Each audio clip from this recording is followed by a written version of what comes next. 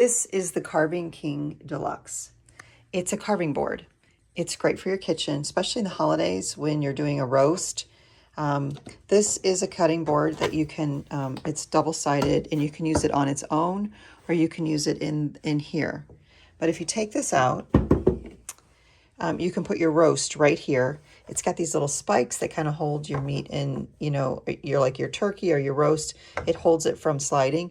And then when you slice it, all of the juices go down through this slot and are captured into this drawer. It also comes with a handy dandy meat thermometer, which is, you know, great for, you know, cooking your roast or your turkey or whatever you're cooking to the correct temperature. You can use it all together. Again, the juices will slide off and into the drawer. It's really heavy duty. It's got rubber feet, so it won't slide around. Yeah, it's all made out of plastic. You can put it in the dishwasher. It's a terrific idea. It's something, you know, that you can keep out on the counter all year round, or especially for the holidays when people are doing like turkeys and prime ribs. It's a great solution.